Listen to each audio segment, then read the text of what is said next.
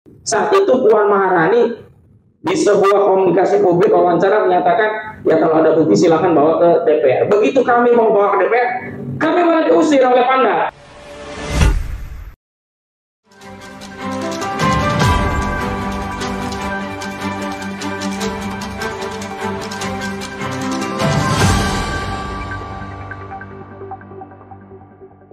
Racikan Berita 1. Bismillahirrahmanirrahim. Assalamualaikum warahmatullahi wabarakatuh. Puji syukur kita panjatkan kehadirat Allah Subhanahu wa taala. Salawat beriring salam semoga terlimpah curahkan kepada baginda Nabi kita Nabi Muhammad sallallahu alaihi wasallam. Terima kasih kepada rekan-rekan media yang sudah mengundang kami, dan hari ini kami sengaja mengadakan konferensi pers terkait statement dari Presiden ke-7 Saudara Joko Widodo yang beberapa waktu yang lalu kembali mengulik soal tuduhan adanya orang besar atau adanya orang yang membackingi perjuangan membongkar kasus ijazah palsu ini. Dan hari ini memang kami menyengaja dalam bentuk somasi terbuka, karena sebelumnya sebenarnya di tanggal 31 Juli 2025 yang lalu kami telah mengirimkan somasi langsung melalui pos begitu, dan ditujukan kepada Saudara Joko Widodo di Solo, juga ditembuskan kepada sejumlah lembaga negara. Yang pada pokoknya saat itu kami meminta kepada Saudara Joko Widodo untuk menghentikan tuduhannya, sebab kalau tetap dilakukan maka saat itu kami sudah sampaikan akan melakukan upaya hukum baik secara pidana maupun perdata. Dan peristiwa itu terjadi 31 Juli yang merujuk kepada statement Saudara Jokowi di Solo di kediamannya pada 14 Juli 2025 yang lalu. Saat itu Jokowi menyatakan perasaan politiknya ada orang besar di balik kasus ini, sehingga menurutnya kasus ini tidak pernah selesai begitu. Dan saat itu kita tahu ada sejumlah pendukung Joko Widodo yang memberikan indikator yang dimaksud orang besar atau orang yang membackingi saat itu adalah dengan indikator biru begitu. Dan kemudian kita tahu bahwa Partai Demokrat akhirnya memberikan klarifikasi secara terbuka bahwa Partai Demokrat bukanlah orang yang ada di belakang isu ijazah palsu atau di belakang perjuangan ijazah palsu begitu. Dan saat itu juga kami sudah menyampaikan bahwa klien kami baik Roy Suryo, Rizwan Sianipar, Rizal Fadila dan yang lainnya menegaskan bahwa saat itu kami menegaskan berjuang semata-mata demi bangsa Indonesia, demi mengungkap legasi tentang sejarah bangsa agar tidak ada lagi warisan sejarah yang penuh dengan kotoran begitu, aib bagi generasi selanjutnya. Namun ternyata beberapa waktu yang lalu Saudara Joko Widodo mengulanginya kembali. Saudara Joko Widodo dalam pernyataannya menyebutkan bahwa kasus ini bertahan sampai 4 tahun mustahil kalau tidak ada yang membackingi. Itu yang menjadi statement Saudara Joko Widodo. Lalu statement inilah yang hari ini kami berikan respon dalam bentuk somasi kedua terbuka kepada Presiden ke-7 Republik Indonesia. Siapa yang mendalilkan, dia harus membuktikan. Saudara Joko Widodo harus membuktikan tuduhan adanya backing orang besar di balik kasus ijazah palsu atau segera meminta maaf di hadapan publik. Kami juga perlu tambahkan bahwa kasus ini sebenarnya sederhana, simple. Jadi yang menyebabkan kasus ini terus bergulir itu bukan karena ada atau orang besar yang membackingi kasus ini, tapi lebih kepada karena Saudara Joko Widodo tidak kunjung menunjukkan ijazah yang menurutnya asli kepada publik. Sebenarnya kalau Saudara Joko Widodo segera dan serta-merta menunjukkan ijazahnya di hadapan publik, selesai. Atau yang kedua, Saudara Joko Widodo selalu menyampaikan kepada para pengkritik ijazah ini dengan adagium Siapa yang mendalilkan, dia yang harus membuktikan. Dan saat itu sudah ada upaya untuk membuktikan lewat pengadilan. Namun ternyata dalam proses pengadilan, baik yang sifatnya perdata maupun pidana, itu kesemuanya belum masuk pokok perkara. Sehingga pihak-pihak yang menggugat saudara Joko Widodo tidak dapat membuktikan di pengadilan karena berhenti di tengah jalan. Sementara saudara Joko Widodo juga tidak dapat membuktikan atau setidaknya menunjukkan ijazahnya itu di muka pengadilan karena proses persidangannya belum sampai pada materi pokok perkara. Jadi rata-rata semuanya di NU atau dinyatakan tidak dapat diterima karena pertimbangan majelis hakim semuanya menyatakan majelis hakim atau pengadilan tidak berwenang mengadili perkara. Itu yang terjadi di Pengadilan Negeri Jakarta Pusat, Pengadilan Negeri Surakarta, termasuk Pengadilan Negeri Sleman.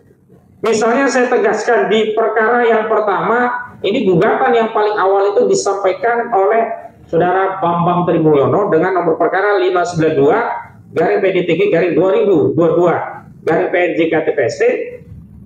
Ini dicabut oleh Saudara Bambang Trimulyono karena saat itu kemudian Saudara Bambang Trimulyono ditangkap oleh Direktorat Tindak Pidana Cyber Barres Mabes Polri. Alhasil melalui perkara nomor 592 ini belum pernah ada pembahasan pembuktian tentang ijazah saudara Joko Widodo, dan saudara Bambang Tri juga belum menunjukkan ijazah itu dalam proses karena berhenti dengan dicabut. Ini adalah sequel yang paling awal kasus ijazah palsu yang masuk ke pengadilan. Kemudian selanjutnya di Pengadilan Negeri Jakarta Pusat juga ada perkara nomor 610 PDTK/2023. Setahun kemudian ada gugatan lagi terkait ijazah saudara Joko Widodo di Pengadilan Negeri Jakarta Pusat. Dan sekali lagi kasusnya juga sama, dinyatakan tidak dapat diterima karena majelis hakim tidak berwenang mengadili perkara. Alright, langsung geser ke sini. Silakan, selamat datang. Iya, monggo, geser ya. Enggak, memang sengaja di sini, Pak Rai. Di setting ya langsung. Ya. Oke, izin ya, saya lanjutkan. Jadi melalui perkara 610 ini juga belum pernah ijazah saudara Joko Widodo ditunjukkan di pengadilan.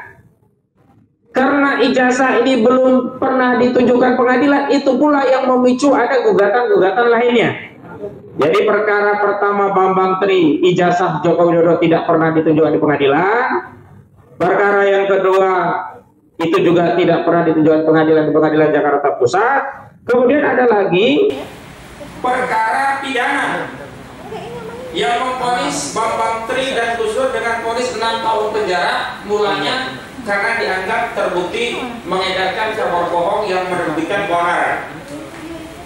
Walaupun di tingkat banding dibatalkan oleh Pengadilan Tinggi Semarang, dan kemudian pasal 14 ayat 1 Undang-Undang Nomor 1 Tahun 1956 tentang Peraturan Hukum Pidana, di mana sebelumnya divonis karena telah mengedarkan kabar bohong dan menerbitkan keonaran di kalangan rakyat, itu dibatalkan dan diganti pasal 28 ayat 2 junto 45A ayat 2 Undang-Undang ITE, yakni dianggap menyebarkan kebencian dan permusuhan kepada individu atau kelompok masyarakat berdasarkan sara, suku, agama, ras, dan antar golongan. Dalam proses persidangan pidana ini juga ijazah saudara Joko Widodo tidak pernah dihadirkan di pengadilan.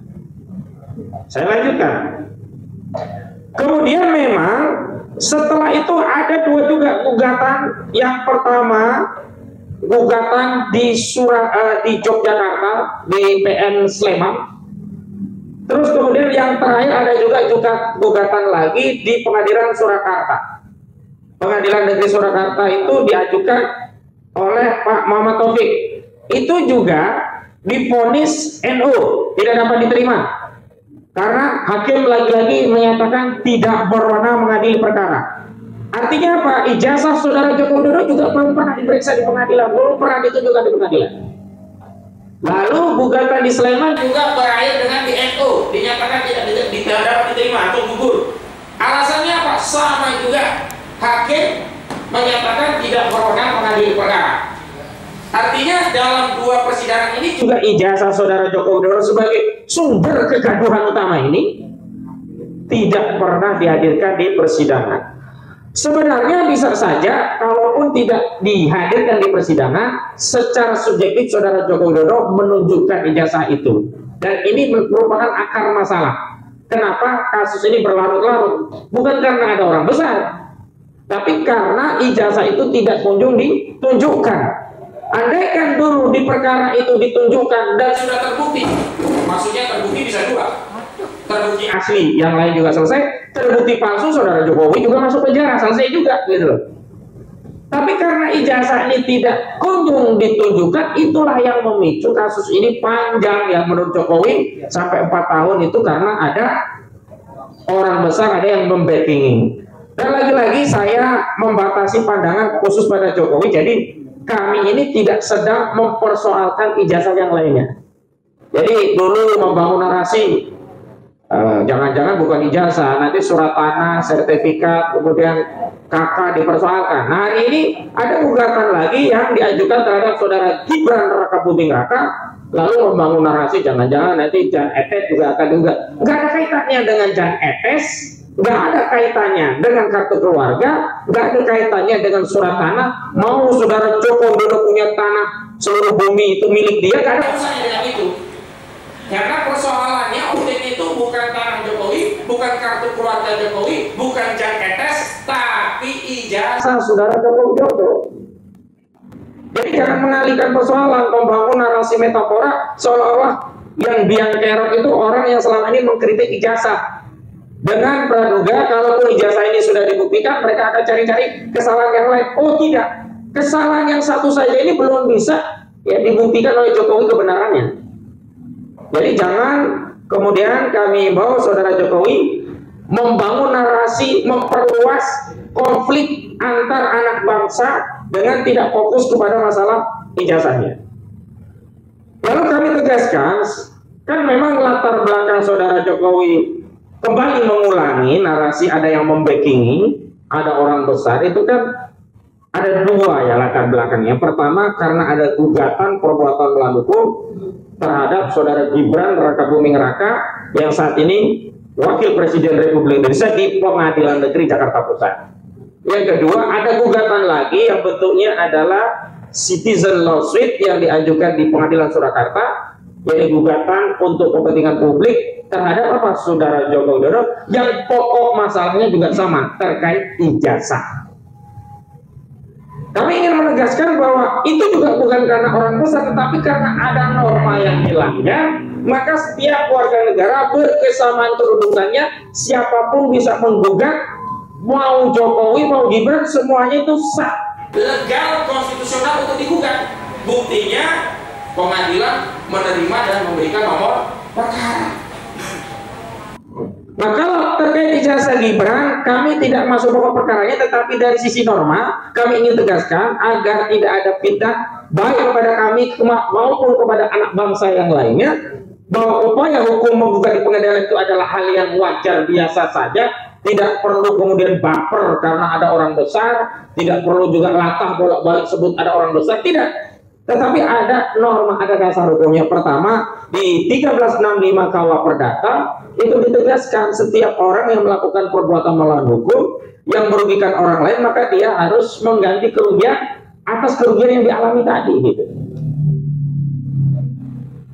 Nah, adapun terkait presiden dan wakil presiden, seluruh rakyat bisa saja dirugikan manakala presiden wakil presiden dalam proses mencalonkan dirinya itu tidak memenuhi syarat atau melakukan perbuatan tercela.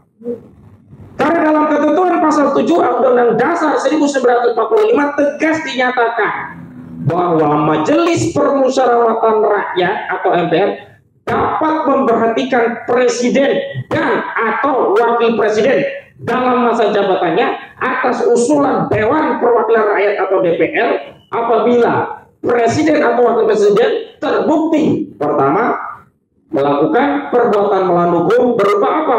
Pengkhianatan kepada negara, korupsi, penyuapan, dan kejahatan berat lainnya. Yang kedua, tidak lagi memenuhi syarat atau melakukan perbuatan tercela. Nah, kita kembali kepada norma pasal 169 huruf R Undang-Undang Nomor 7 Tahun 2017 tentang Pemilu atau syarat nomor 18. Karena dalam syarat nomor 18 itu ditegaskan bahwa calon presiden atau wakil presiden itu ya setidaknya berpendidikan SMA atau madrasah aliyah atau SMK atau madrasah aliyah kejuruan dan sekolah lain yang setara begitu. Nah, ini yang menjadi soal adalah Saudara Gibran Raka Buming Raka memiliki dokumen persyaratan yang dianggap tidak setara dengan SMA atau tidak memenuhi syarat. Sementara seorang presiden atau wakil presiden manakala dia tidak memenuhi syarat, maka ini menjadi salah satu syarat yang bisa dijadikan dasar untuk melakukan pemakzulan dengan mengaktifasi ketentuan pasal 7A Undang-Undang Dasar 1945. Maka bapak anak Saudara Joko Widodo dan Gibran ini sama kedudukannya. Pertama, sama-sama tidak memenuhi syarat apabila terbukti. Yakni apa? Saudara Joko Widodo apabila terbukti ijazahnya palsu, maka dia tidak memenuhi syarat, dia harus dimakzulkan. Tapi presiden sudah tidak menjabat lagi. Berarti fokusnya kepada pasal 263 KUHP tentang dugaan pemalsuan dokumen. Ancaman pidananya 6 tahun penjara. Sementara Saudara Gibran Raka Buming Raka ini dia tidak memenuhi syarat. Kenapa? Ijazahnya tidak sederajat dengan SMA atau tidak setara atau tidak memenuhi kualifikasi untuk bisa mencalonkan diri. Yang kedua, ini juga merupakan perbuatan tercela. Kenapa? Seseorang mencalonkan diri menjadi presiden dengan ijazah palsu itu kira-kira perbuatan mulia atau tercela? Seseorang yang pakai ijazah yang sebenarnya tidak setara SMA tapi tetap bisa nyalon jadi calon wakil presiden itu mulia atau tercela? Artinya terjadi kumulasi alasan yang bisa dijadikan dasar untuk melakukan pemakzulan, yakni pertama karena tidak lagi memenuhi syarat, yang kedua karena melakukan perbuatan tercela. Sebenarnya kita masyarakat ini ya tidak perlu sibuk membuat gugatan perbuatan melakukan melalui pengadilan sepanjang wakil kita yang namanya DPR itu menjalankan fungsinya. Kasus ijazah palsu ini menjadi panjang juga diantaranya karena lembaga-lembaga negara ini tidak bekerja sesuai dengan fungsinya. Misalnya dugaan pemalsuan ijazah Saudara Joko Widodo atau dugaan ijazah palsu sempat kami bawa ke Ketua DPR RI saat itu Puan Maharani. Di sebuah komunikasi publik wawancara menyatakan ya kalau ada bukti silahkan bawa ke DPR. Begitu kami mau bawa ke DPR, kami malah diusir oleh Panda. Terjadi dorong-dorongan saat itu. Artinya kalau saat itu DPR bekerja sesuai kewenangannya, gulirkan hak angket, melakukan penyelidikan. Kalau DPR saat itu punya kewenangan manggil presiden, saudara presiden datang ke DPR, aku mendengar rakyat mau membicarakan soal ijazahmu. Katanya rakyat mau mengatakan ijazahmu palsu, tolong tunjukkan ijazahmu. Tunjukkan asli, selesai. Tapi kalau saat itu ditunjukkan ternyata palsu, majukan saat itu, selesai juga. Jadi bukan karena ada orang besar, karena ijazah ini nggak pernah dimunculkan. Jadi janganlah buruk muka cermin dibelah. Buruk kelakuan Saudara Joko Widodo, kami yang dipecah belah, kami yang dituduh ada orang besar. Nanti Pak Roy bisa menceritakan ada tidak orang besar. Saya kuasa hukum tersinggung, apalagi prinsipal. Nanti Bang Rizal Fadila sebagai aktivis juga bercerita ada orang besar. Setahu saya Bang Rizal gak gede-gede amat, biasa aja gitu. Nah ini yang perlu kami sampaikan agar apa? Kita ini sebenarnya sedang mendidik ya masyarakat kita, rakyat kita untuk bertindak sebagai orang yang punya narasi kebangsaan, orang yang punya sikap negarawan, yang jujur, tidak ada dusta, tidak membuat narasi yang menuduh. Sekali lagi saya ingatkan, kalau dulu kita selalu kan siapa yang mendalilkan dia harus membuktikan. Sekarang kami balik, siapa yang mendalilkan dia yang harus membuktikan. Saudara Jokowi sudah mendalilkan ada orang besar di balik perjuangan terkait ijazah palsu sampai 4 tahun lebih. Karena itu Saudara Joko Widodo harus membuktikan dalil-dalil tuduhannya. Ya kan? Jadi sekali lagi itu saya mengantar, nanti akan kami bacakan pernyataan lengkap. Setelah itu nanti ada beberapa pandangan dari Pak Roy, Pak Rizal Fadila juga yang lainnya berkaitan dengan respon kami terhadap kasus ini. Dan memang mohon maaf, mungkin kita nanti akan batasi maksimal pukul 5 karena memang ada akad lain terkait ruangan begitu ya. Baik, saya akan bacakan. Bismillahirrahmanirrahim. Somasi kedua terbuka kepada Presiden ke-7 Republik Indonesia. Siapa yang mendalilkan, dia harus membuktikan. Saudara Jokowi harus membuktikan tuduhan ada backing orang besar di balik kasus ijazah palsu atau segera meminta maaf di hadapan publik. Sebagaimana diketahui, Presiden ke-7 Republik Indonesia, Saudara Joko Widodo, secara terbuka menyebut ada sosok yang membackingi kasus ijazah palsu yang membelit dirinya. Ia berdalih, kasus ini tidak akan bernafas panjang bergulir lama hingga 4 tahun jika tidak ada yang membackup pada 12 September yang lalu. Pernyataan ini merupakan repetisi tuduhan yang pertama kali pernah disampaikan Jokowi di Solo pada 14 Juli 2025 yang lalu, yang juga telah menuduh ada orang besar di balik kasus ijazah palsu Jokowi.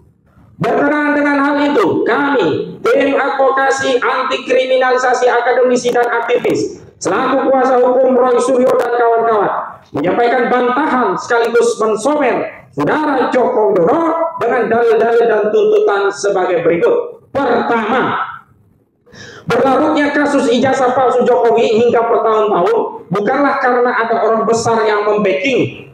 Kasus ini tak kunjung tuntas karena ijazah Saudara Joko Widodo tak pernah kunjung ditunjukkan kepada publik, baik melalui pengadilan maupun di luar pengadilan. Dua gugatan kasus ijazah palsu di Pengadilan Negeri Jakarta Pusat, yang pertama dengan nomor perkara 592, berakhir karena Bambang Tri mencabut gugatan setelah dirinya ditangkap. Sementara gugatan kedua dengan nomor 6110/2023 diputus tidak dapat diterima karena majelis hakim menyatakan tidak berwenang mengadili perkara. Gugatan di Pengadilan Negeri Sleman nomor perkara 106/2025 dan di Pengadilan Negeri Surakarta dengan nomor 99 PDT 2025, keduanya dinyatakan gugur dengan alasan yang sama, yakni majelis hakim menyatakan tidak berwenang mengadili perkara. Dalam sejumlah gugatan perdata, karena seluruh perkara dihentikan dalam tahap eksepsi dan belum pernah masuk pada pokok perkara, maka belum pernah terjadi pemeriksaan bukti, termasuk belum pernah diperlihatkan dan diperiksa ijazah asli Saudara Joko Widodo di persidangan. Adapun perkara pidana menjerat Bambang Tri dan Gus Dur dengan vonis 6 tahun penjara di Pengadilan Negeri Surakarta, sepanjang pemeriksaan perkara dalam persidangan, ijazah asli Jokowi tidak pernah dihadirkan, sehingga dalam pembuktian sidang secara pidana, ijazah Jokowi juga tidak pernah dibuktikan asli. Oleh karena itu, yang menjadi dasar banyak elemen rakyat kembali menggugat ijazah Jokowi hingga yang terakhir dalam bentuk citizen lawsuit, gugatan untuk kepentingan publik di Pengadilan Negeri Surakarta, adalah karena ijazah Saudara Jokowi hingga saat ini tidak pernah dihadirkan di persidangan, bukan karena ada orang besar atau ada yang membackup kasus ini. Sementara Saudara Jokowi sendiri tidak pernah mau berinisiatif menunjukkan ijazahnya kepada publik untuk mengakhiri polemik ijazah palsu miliknya, sehingga dapat disimpulkan justru Saudara Jokowi sendirilah yang membuat kasus ini berlarut-larut karena tak kunjung menunjukkan ijazahnya, bukan karena ada orang besar atau ada yang membackup kasus ini. Kedua, tujuan sejumlah elemen anak bangsa menggugat ijazah Jokowi adalah untuk memastikan apakah Republik ini pernah dipimpin oleh seorang presiden hingga periode jabatan 10 tahun dengan ijazah palsu. Selain itu, untuk menghentikan kejahatan pemalsuan dokumen berupa ijazah jika nantinya dapat dibuktikan palsu. Mengingat di Republik Indonesia pemalsuan ijazah adalah kejahatan pidana. Karena itu siapapun yang memalsukan ijazah, menggunakan ijazah palsu, mendukung, melindungi, dan atau menutupi kejahatan ijazah palsu, semuanya adalah pelaku kejahatan yang harus diseret ke muka pengadilan. Adapun motifnya untuk membersihkan legasi sejarah bangsa Indonesia dari tuduhan pernah dipimpin presiden berijazah palsu. Kami juga tidak ingin mewariskan aib ijazah palsu ini kepada generasi selanjutnya. Ketiga, Adapun terkait ijazah saudara Gibran Rakabuming Raka yang digugat karena diduga tidak memenuhi syarat untuk maju pilpres karena diatur dalam pasal 169 huruf R Undang-Undang Nomor 7 Tahun 2017 tentang Pemilu, maka kami berpandangan jika hal ini terbukti, DPR dapat segera mengaktifasi ketentuan pasal 7A Undang-Undang Dasar 1945 karena tidak memiliki ijazah yang setara dengan SMA terkategori tidak memenuhi syarat dan merupakan perbuatan tercela disebabkan telah melakukan pembohongan publik. Sehingga alasan tidak lagi memenuhi syarat dan melakukan perbuatan tercela dapat dijadikan dasar untuk melakukan pemakzulan terhadap Wakil Presiden Republik Indonesia, Saudara Gibran Rakabuming Raka. Keempat, kami mulanya mengapresiasi Saudara Joko Widodo yang semula tak lagi mengedarkan tuduhan ada orang besar di balik kasus ijazah palsu sejak kami kirim somasi pertama pada tanggal 31 Juli 2025 yang lalu. Namun pernyataan Jokowi yang menyebut ada sosok yang membackingi kasus ijazah palsu yang membeli dirinya pada tanggal 12 September 2025 menjadi dasar bagi kami untuk kembali melayangkan somasi kedua secara terbuka melalui konferensi pers ini. Terakhir, kami meminta Saudara Jokowi untuk membuktikan tuduhannya. Karena siapa yang mendalilkan, dia harus yang membuktikan. Jika Jokowi tak bisa membuktikan tuduhannya, maka Saudara Jokowi harus segera meminta maaf. Apabila Saudara Jokowi tidak dapat membuktikan tuduhannya atau segera meminta maaf secara terbuka di hadapan publik, maka kami tidak akan ragu untuk menempuh upaya hukum terhadap Saudara Jokowi baik secara perdata maupun pidana. Demikian somasi terbuka disampaikan. Jakarta, 17 September 2025. Tim Advokasi Anti Kriminalisasi Akademisi dan Aktivis, tertanda Petrus Agustinus SH Koordinator Litigasi, Ahmad Konjudin SH Koordinator Non Litigasi. Demikian pernyataan somasi yang kami layangkan secara publik. Selanjutnya untuk memastikan bahwa tidak ada orang besar, ada orang substansi aktivis dan tokoh akademisi yang juga terlibat dalam kasus ijazah palsu untuk menjelaskan sejatinya ada apa dan mungkin saja nanti akan ada kritik yang disampaikan balik terhadap Saudara Joko Widodo. Pertama, kepada Bung Rizal Fadilah dipersilakan. Assalamualaikum warahmatullahi wabarakatuh. Terima kasih Bang Wazim sebagai koordinator tim non litigasi, tim advokasi anti kriminalisasi akademisi dan aktivis. Para kuasa hukum yang juga hadir pada kesempatan ini, media yang meliput acara ini saya hormati. Yang pertama adalah bahwa dengan pernyataan Joko Widodo bulan September ini, ya, ketika menanggapi kasusnya Gibran yang menyebut tadi 4 tahun, itu setelah terus-menerus perkara atau masalah ijazah palsu diangkat oleh publik atau oleh para pemburu ya, ijazah itu, maka ada orang besar yang membackingi, menjadi satu hal keyakinan bahwa pernyataan yang pertama pada bulan Juli 2025 yang lalu itu bukan slip of the tongue. Karena pertamanya kami masih bisa mentoleransi mengurus waktu, karena jangan-jangan itu slip of the tongue. Tapi dengan pernyataan kedua kemarin, maka itu bukan slip of the tongue, tapi itu adalah bukti kesengajaan atau dalam hukum offset atau bonus dari satu perbuatan yang nanti dapat dikualifikasikan pidana.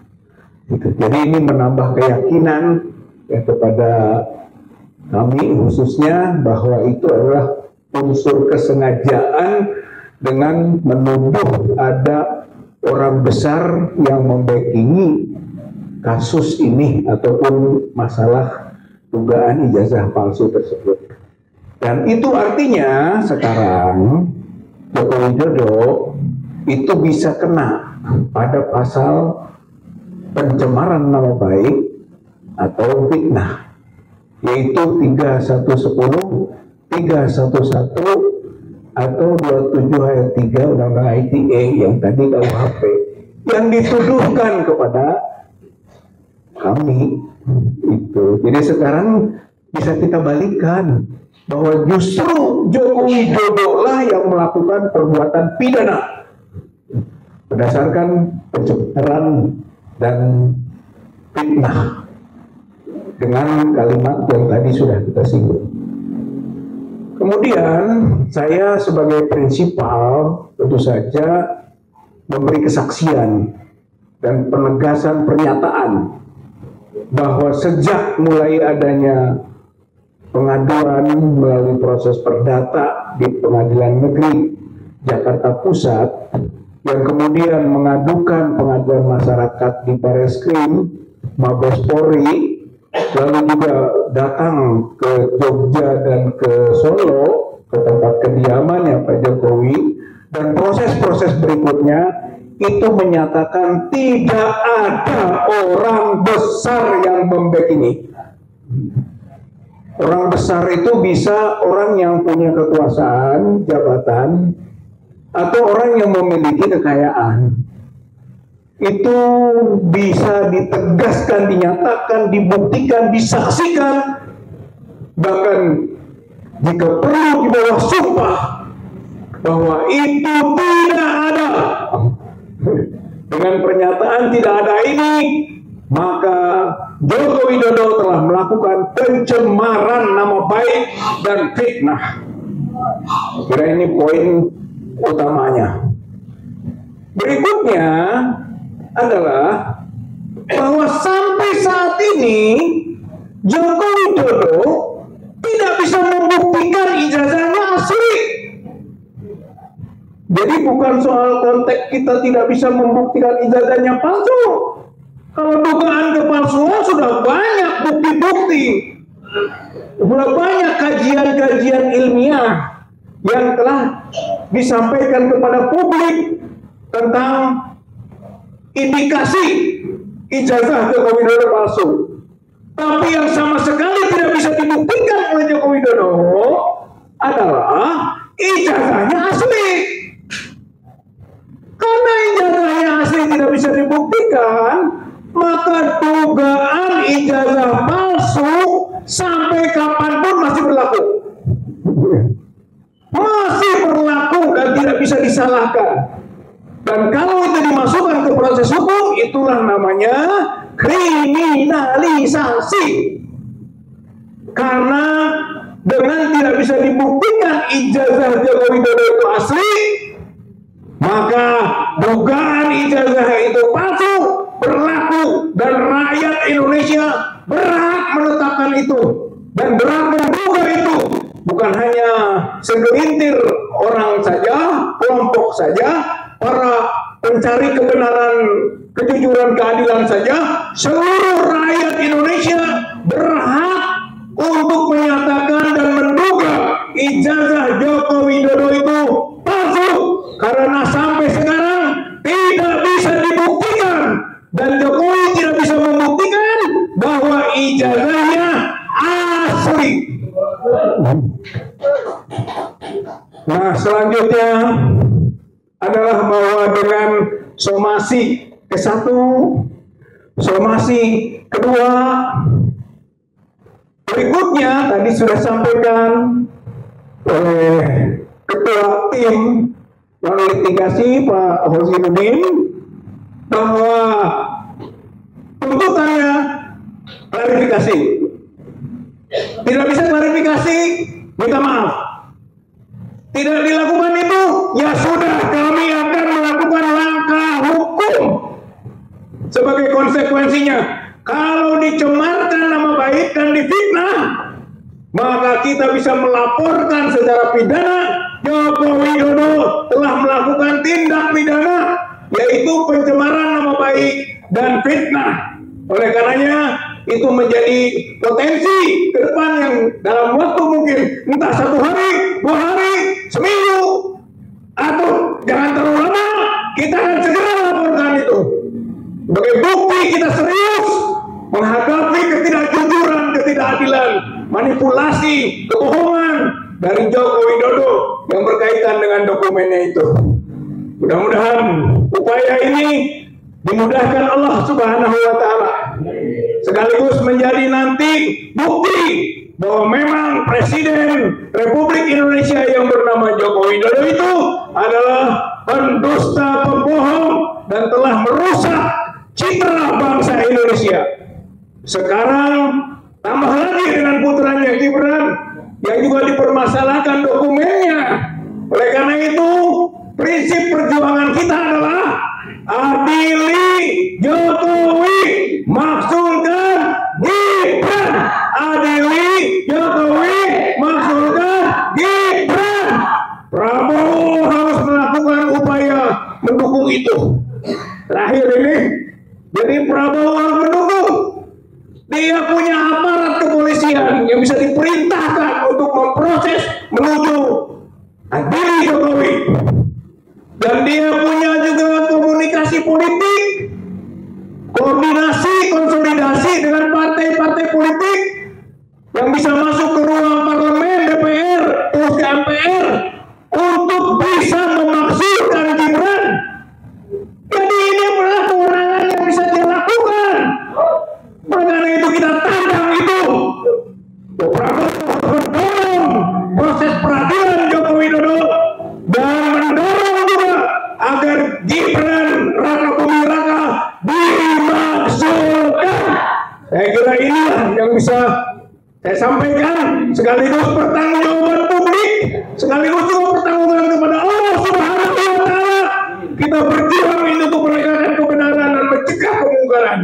Nasrul minallah wa fathul qarib wa basyiril mu'minin.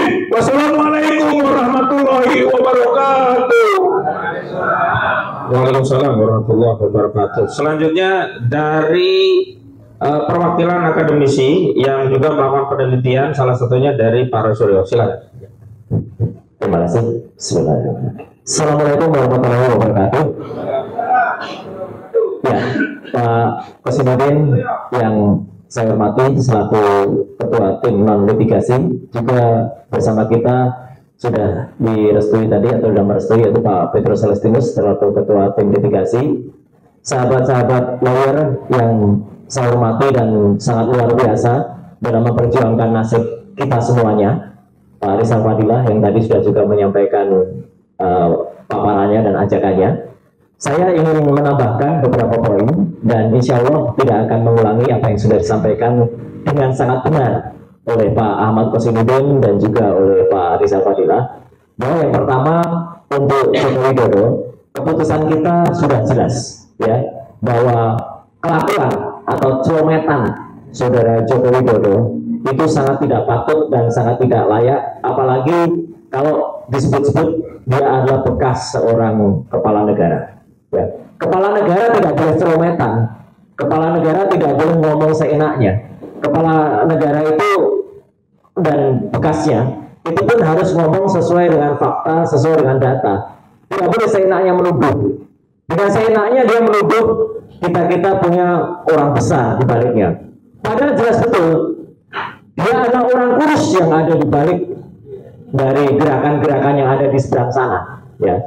Gitu. Jadi ada orang-orang yang kemudian masih berkelindang sampai tadi yang disebut seorang Sylvester Matutina yang nanti besok lusa akan kita munculkan satu gerakan yang sangat tegas. Itu jelas karena ada orang kurus di belakang Sylvester, ada orang congkring di belakang dia yang kemudian terus melakukan upaya-upayanya.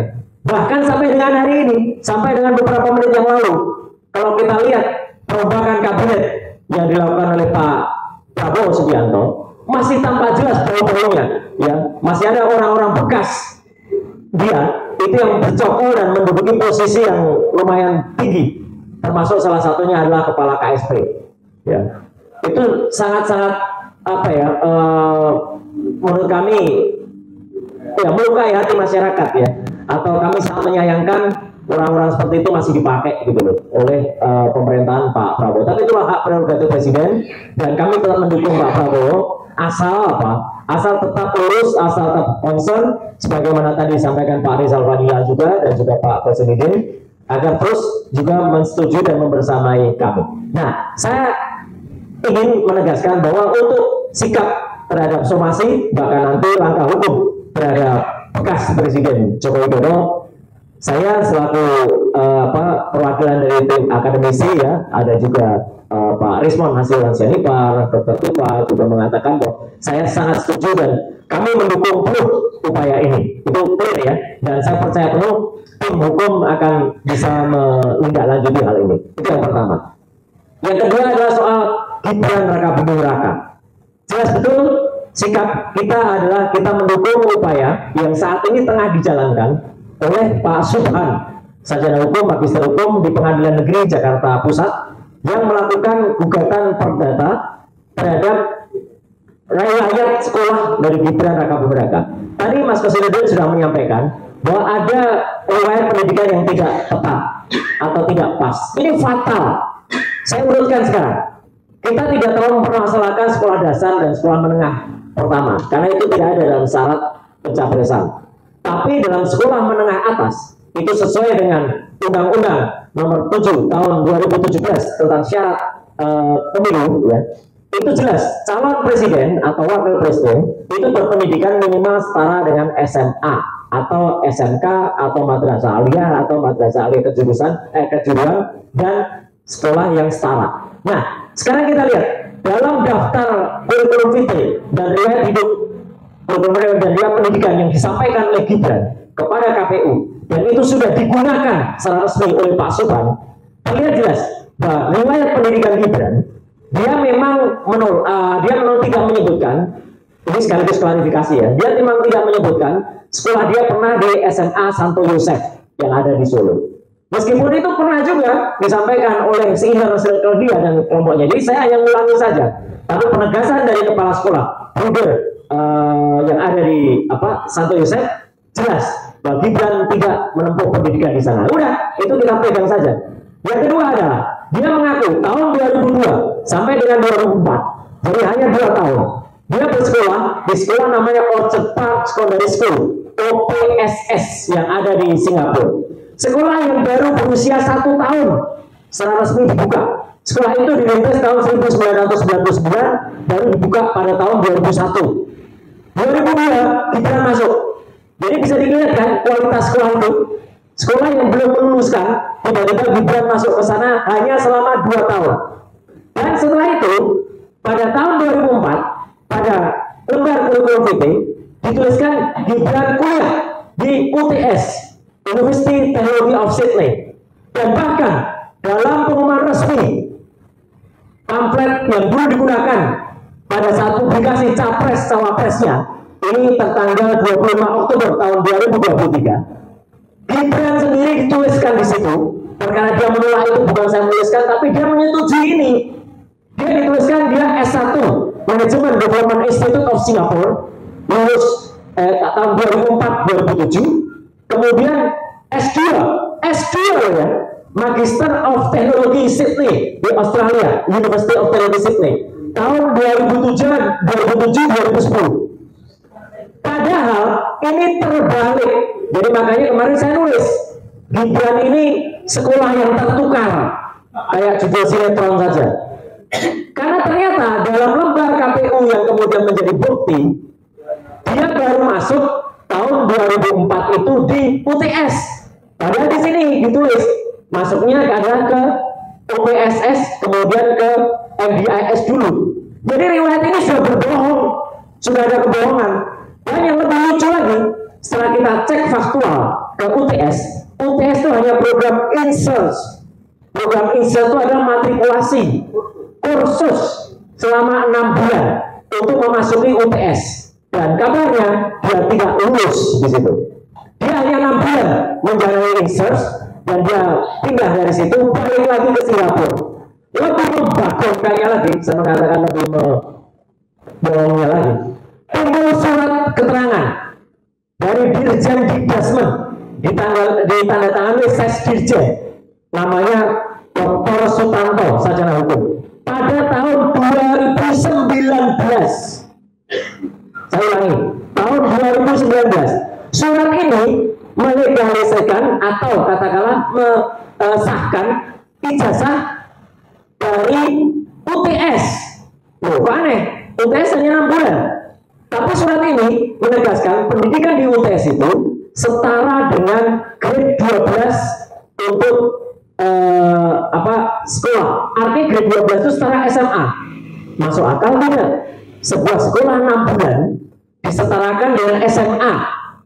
Harusnya surat ini mesetarakan pendidikan yang di OPSS, yang di Orchard Park Secondary School. OPSS-nya tidak ada surat lulusnya, kemudian justru yang 6 bulan malah dapat surat lulus ini. Dan ini surat lulus ini tahun 2006 keluarnya, tapi baru legalisasikan tahun 2019. 13 tahun legalisasinya dari tahun 2006. Jadi ini kebalik. Bahkan kemudian ijazah yang ada di MDS, ya, di institut yang ada di Singapura, itu kemudian di manajemen development institute yang ada di Singapura, itu kemudian keluarnya dari institut atau university namanya Bradford di UK. Ada surat sejenis, mohon maaf saya lupa menyampaikannya, bentuknya seperti ini, tapi bukan ini ya, ini saya sejenis saja.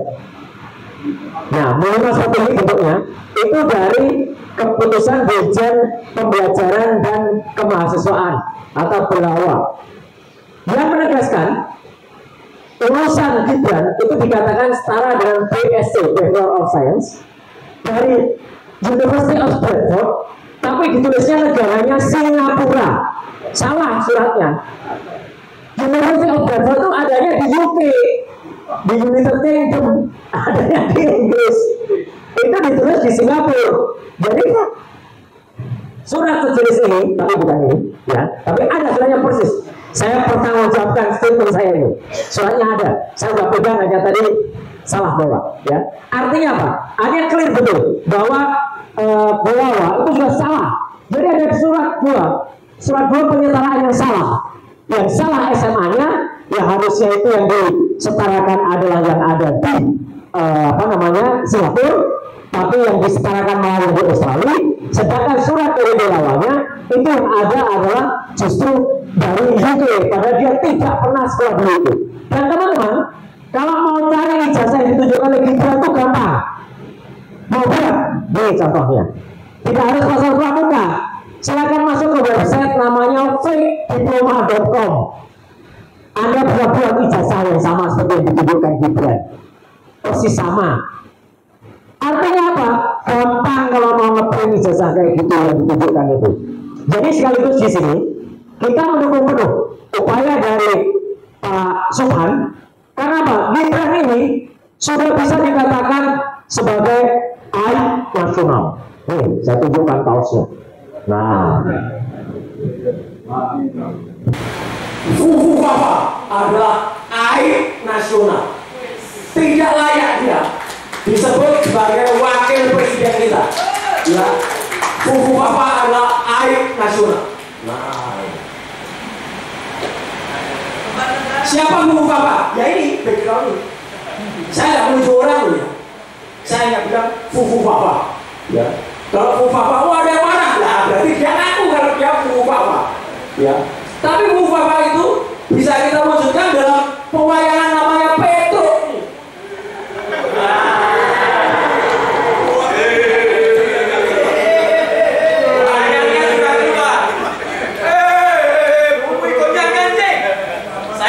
Saya nanti soalnya suaranya habis. Oh cek. Oh sebentar. Nah, kepecek, maaf, kepecek. Saya nanti dikritik sama Sosirun. Kalau dikritik keluar wayang, kok begini enggak? Nah, padahal aslinya nih, bumi makin goncang aja. Karena Petro malah menuduh ada orang besar di baliknya. Padahal yang ada tuh gajah besar di balik mereka. Wah, apakah gajah? Gajah tuh nggak punya ijazah. Dan banyak ternak-ternaknya. Nih contoh ternaknya. Ya, jadi Petro ini bersama bersembunyi di balik tanah-tanahnya, bersembunyi balik gajah. Orang menuduh gajah, kok kita yang dituduh? Bumi goyangannya, tanda kayu, dialah yang sebenarnya. Ada orang kurus di baliknya. Terima kasih. Wassalamualaikum warahmatullahi wabarakatuh. Oh, terakhir, hari Jumat jangan lupa kita bersama-sama bergerak. Terima kasih. Ya, saya tegaskan memang hari Jumat kita akan adakan aksi untuk tuntut tangkap Sylvester Matutina atau copot Jaksa Agung ST Burhanuddin. Datang ya, pukul 13.30 insya Allah di Kejaksaan Agung. Selanjutnya Bang Saudara Dalil tadi ingin menyampaikan pandangan, kami persilakan. Setelah itu Bang Azhar.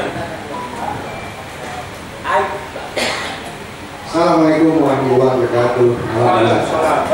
Terima kasih kesempatan diberikan kepada saya pada sore ini dalam hal somasi kedua untuk saudara Jokowi. Tim advokasi anti kriminalisasi akademisi dan aktivis ini sudah melakukan somasi yang kedua kepada saudara Jokowi di sini. Somasi pertama kita sampaikan tadi disampaikan pada saat 31 Juli 2025. Nah, ini semacam reputasi yang dilakukan oleh saudara Jokowi yang menuduh ya kalau kegiatan yang untuk membongkar ijazahnya yang sudah berlarut-larut sampai 4 tahun ini ada orang besar yang membackingi. Ya tentunya kami di sini merasa sangat menyayangkan ucapan dari mantan Presiden Republik Indonesia ke-7 ini, karena bagaimanapun beliau adalah mantan Presiden Negara Republik Indonesia yang tentu kita harapkan walaupun dia sudah selesai dalam tugasnya, dia memberikan ucapan atau pernyataan-pernyataan yang sesuai, yang tidak sembarang menuduh. Untuk itu tentunya dalam somasi yang kedua ini kita minta pertanggungjawaban beliau, karena memang kegiatan yang dia sebutkan berlarut-larut 4 tahun belum juga selesai. Nah, ini dalam pikiran yang sempit saja dari beliau yang menyatakan kalau masalah ijazah beliau itu dianggap tidak apa-apa, padahal sebenarnya masalah ijazah seorang presiden ini kita harus membuktikan betul-betul bahwa mereka para presiden ini membuktikan bahwa mereka punya jati diri yang kuat, baik, yang menjadi catatan sejarah bagi generasi berikutnya. Jadi tim advokasi akademisi anti kriminalisasi akademisi dan polisi ini tetap membuktikan di dalam sebagai seorang lawyer tentunya kita berpegang kepada keadilan, walaupun langit runtuh, keadilan harus tetap ditegakkan. Jadi 4 tahun itu belum apa-apa, kita akan terus bergerak. Mana biar gimana pun kita memang tidak dibiayai ataupun di-backing oleh siapapun dalam kegiatan kita ini. 4 tahun itu belum apa-apa, kita akan lakukan terus sampai bisa membuktikan bahwa Presiden Republik Indonesia ke-7 ini benar-benar memiliki ijazah, atau malah Presiden Republik Indonesia ke-7 ini tidak memiliki ijazah, sehingga generasi berikutnya sadar kalau ijazah itu adalah dibuktikan, kalau diperlukan, sehingga mereka tidak menganggap buat apa sekolah capek-capek kalau beli ada ijazah bisa jadi presiden. Jadi itu yang harus kita buktikan sebagai seorang lawyer dan tim lawyer kita ini, karena bukti-bukti ke arah ijazah itu palsu sudah banyak. Begitu dia ajukan sebagai calon presiden, calon wali kota, calon gubernur, itu sudah ada dokumen-dokumen itu yang tersimpan dalam dokumen negara di KPUD, KPU maupun KPU pusat. Setelah ditelusuri oleh teman-teman kita, dapat dibuktikan di KPUD Solo, KPUD DKI, KPU pusat di Jakarta, bukti ijazah Jokowi yang telah dilegalisir untuk mengantar dirinya menjadi calon presiden itu raib. Jadi ini indikasi kuat kalau memang saudara Jokowi ini tidak mempunyai ijazah. Karena ijazah itu lahir ketika beliau masih menjabat sebagai Presiden Republik Indonesia. Jadi ini harus kita ungkapkan supaya sejarah kelam negara Republik Indonesia tentang pemimpin bangsanya bisa terbuka selebar-lebarnya untuk ke depan buat anak cucu kita. Demikian, assalamualaikum warahmatullahi wabarakatuh. Baik, terima kasih Bang Samsul Jalil. Selanjutnya Bang Hazan, silakan. Assalamualaikum warahmatullahi wabarakatuh. Saya cuma mau menambahkan, kalau tadi dikatakan bahwa mulai dari AK, mulai dari Bang Rizal, Bang Rizal dan semuanya, termasuk juga Mas Roy, mengatakan bahwa ada orang besar di belakangnya. Ini jelas bukan cuma pasal 310, 311, tapi Undang-Undang ITE 1 2004 itu dikaitkan dengan pasal 28 ayat 3. Bahkan pidananya di pasal 45A dengan ancaman pidana 6 tahun. Itu penyebaran berita bohong melalui elektronik, dan itu fakta yang nggak bisa dibantah. Jadi bukan pasal 310, 311 saja, tapi yang paling utama adalah membuat kegaduhan melalui jalur atau alur elektronik dengan mengatakan bahwa ada orang besar di belakangnya. Saya pikir orang besar ini yang sekarang yang kemarin itu dipecat si menteri tinggi besar itu. Nah, saya pikir itu katanya ini. Jadi saya pikir proses rekan-rekan advokat ini tidak akan pernah berhenti mencari keadilan, mencari kebenaran. Karena ini fakta yang tentu kita berada di payung Allah, di payung kebenaran. Dan kita tidak ada toleransi sedikit pun kalau sudah berbicara kebenaran, kita bisa digoyang dengan apapun. Insya Allah tidak, karena kita akan menyuarakan kebenaran. Kita sakit loh, rakyat ini sakit loh kalau ada pemimpin yang bodoh, yang gak jelas. Apalagi tadi sudah dijelaskan oleh Mas Roy Suryo tentang 6 bulan dikategorikan di level sama dengan SMA, padahal itu hanya kursus yang sudah dijelaskan dari panjang dan lebar. Bahkan itu adanya di UK, Inggris, tapi dia tulis di Singapura. Ini bukan kacau lagi nih, berantakan ini. Mungkin itu yang bisa saya sampaikan. Terima kasih. Assalamualaikum warahmatullahi wabarakatuh. Berikutnya Bu Kurnia yang juga menjadi saksi cerah, kami persilakan sebelum nanti kita closing. Silakan Bu. Bismillahirrahmanirrahim. Assalamualaikum warahmatullahi wabarakatuh. Saudara-saudara sebangsa dan tanah air, alhamdulillah pada sore hari ini kita berkesempatan untuk hadir dalam press conference ya somasi kedua kepada Presiden ke-7 Republik Indonesia atas tuduhan ada orang besar di balik kasus ijazah palsu. Mungkin karena nafasnya yang panjang sedemikian rupa, para pejuang-pejuang ini mereka dia langsung ya, kalau kata orang itu to fit the clothes on the certain body ya. Jadi mengukur baju di badan sendiri gitu. Nah, saya ingin mengatakan bahwa kalau kata Pak Kwikianji, ekonom yang sangat nasionalis itu, memang tidak, penguasa itu banyak yang tidak menyukai kebenaran, karena dalam kebenaran itu ada hal yang menyakitkan gitu ya. Atau oleh seorang nama pena dari Samuel Langdon Clement, yaitu yang sangat terkenal, Mark Twain, itu katanya Mark Twain itu mengatakan kalau orang besar merampok orang kecil ya itu disebut dengan bisnis, tapi kalau orang kecil melakukan perlawanan itu disebut dengan kekerasan. Ya, itulah yang terjadi. Ada 12 orang terlapor, gagah berani insya Allah, dan Bang Hamsuddin dan Pak Roy salah bilang tidak ada orang besar. Ya ada, sangat besar, yaitu zat yang sangat besar, Allah Subhanahu wa Ta'ala, atau diberi nama Tuhan bagi mereka yang beragama lainnya. Ya, saya perlu menekankan ini bahwa negara ini yang dikatakan berpancasila ini makin hari makin tidak percaya kepada Tuhannya. Dan inilah mengapa negara kita ini banyak sekali malapetaka. Betul atau tidak ya? Jadi saya mengatakan jangan salah Pak, memang ada, tapi bukan yang Anda maksudkan itu gitu. Ya, saya ingin mengatakan begini ya. Saya belum terlalu jauh saya ingin mengatakan betapa berterima kasihnya saya pribadi dan pastinya 12 yang lainnya kepada tim advokasi kami ini. Hampir 5 bulan berjibaku dalam mencari keadilan ini, bertahan dengan penuh kepedihan, ya, datang dan pergi, ada yang datang, ada yang pergi. Ini baru pertama kali saya sampaikan. Terima kasih kepada tim advokasi yang telah mengadvokasi kami. Ya, tidak ada uang, tidak ada pendana, tidak ada donatur. Donatur kami hanya Allah Subhanahu wa Ta'ala. Betapa terganggunya keluarga kami. Ya, saya pribadi ini, ya, Bang Roy, Bang Azam, kemudian juga Bang Ahmad Rosimuddin sempat dikata-katai dengan kata-kata yang tidak enak sama sekali, ya. Dan kita sedang mempertimbangkan untuk melaporkan barangkali gitu, ya. Ini luar biasa. Jadi bagi sebagian orang melaporkan itu suatu hal yang biasa. Bagi kami tidak. Ini masalah hukum.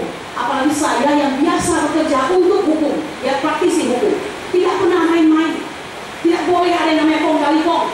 Tidak boleh ada yang namanya Anda yang menurunkan standar Anda terhadap keimanan dan keyakinan Anda hanya karena uang misalnya, ya. Tidak boleh. Tidak akan pernah terjadi pada kami.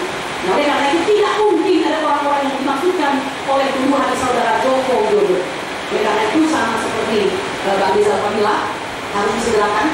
Jika tidak ada kata permintaan maaf, ini harus segera diproses, ya, agar apa yang dilakukan terhadap kami dengan mengatakan kami melakukan suatu tindakan fitnah, ya, pencemaran nama baik, kemudian juga penghasutan dan segala macam ini terjadi kepada dia seperti apa. Saya ingin melihat bagaimana hukum bekerja. Mengapa hukum tumpul ke bawah, tajam, tumpul ke atas, tajam ke bawah, ya? Mengapa seperti itu? Ternyata ini hanya soal, ya, yang namanya relasi uang dan relasi kuasa. Itu tidak akan terjadi pada kami. Lebih daripada itu kami mengatakan jangan pernah menuduh hanya karena ingin mengalihkan isu bahwa negara ini pada hari ini oleh World Bank dikatakan sebagai negara dengan tingkat kemiskinan hampir 195 juta, ya, hanya karena apa? Karena tingkat belanjanya $115. Sementara BPS mengatakan bahwa kita telah menurun kemiskinannya menjadi 24 juta orang, ya. Karena apa? Karena belanjanya mampu belanja di atas 21.250 rupiah. Jadi itu banyak sekali isu-isu, maka jangan jadikan ijazah palsu ini untuk mengalihkan isu, ya. Lebih daripada itu, betapa banyak pajak yang diembankan kepada rakyat ini, ya. Mau beli pulsa pajak, ya, beli rumah pajak, di mobil pajak, semua pajak. Padahal negara ini kaya dengan tambang, nikel, tembaga dan sebagainya, ya. Betapa banyak pajak rakyat ini, meski Rasulullah mengatakan tempatnya di neraka bagi pemimpin yang memajak rakyatnya. Jadi jangan jadikan semua kekurangan itu dialihkan kepada ijazah palsu, ya. Demikian yang bisa sampaikan. Kami mohon kepada Allah Subhanahu wa Ta'ala agar memberikan keamanan bagi bangsa ini dan bagi negara ini. Dan bagi mereka yang berniat jahat, ya Rob, ya Rob, mohon ya Allah, Engkau timpakan saja semua tipu daya itu kepada mereka dan kembalikan kepada mereka. Tuhan mereka izzati amma yasifun. Wassalamualaikum warahmatullahi wabarakatuh. Assalamualaikum warahmatullahi wabarakatuh. Merdeka! Baik, sebagai bentuk penegasan sebelum saya kami akhiri bahwa terakhir kan KPU membatalkan keputusan nomor 731 berkaitan dengan penjelasan tentang dokumen pencalonan baik sebagai calon presiden maupun wakil presiden, apakah itu bagian dari informasi publik atau yang dikecualikan. Mulanya melalui keputusan itu ada 16 item dokumen-dokumen pencalonan dianggap dikecualikan, hanya bisa diberikan kepada publik sepanjang ada persetujuan dari pemiliknya. Tetapi begitu keputusan KPU ini dibatalkan, berarti ini mengkonfirmasi atau penegasan bahwa seluruh dokumen itu memang murni milik publik. Dan dalam kasus saudara Joko Widodo, artinya ijazah saudara Joko Widodo itu ijazah domainnya publik, karena pernah dijadikan sebagai syarat pencalonan seorang calon presiden.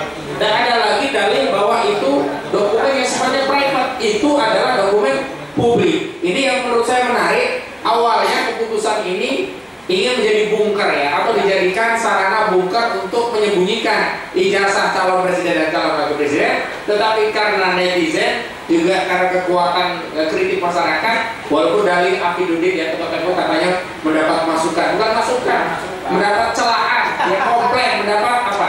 Amukan atau takut dinepalkan mungkin, ya. Nah, jadi saya kira keputusan kami itu menegaskan bahwa kita semua punya hak untuk minta kepada saudara Joko Widodo untuk menunjukkan ijazahnya, begitu ya. Baik, sekali lagi kami ucapkan terima kasih kepada seluruh media, terima kasih juga buat seluruh tim. Ada Bang Rizal Fadila, Bang Medisnya, ke Bang Samsir Dalil, ada Bang Mulyadi, ada Bang baru zaman. Ada rekan Lofus Haji ya, kemudian ada Fitra Sadeli, kemudian ada Bang Azamkan, juga ada Bu Kurnia, enggak ibu-ibu, ada Bu Firka Deli, ada ibu-ibu dari ARN ya. Semuanya terima kasih semuanya, juga rekan-rekan medianya, semuanya saya ucapkan terima kasih. Kami akhiri dengan bila taufiq wal hidayah wal minkum. Wassalamualaikum warahmatullahi wabarakatuh.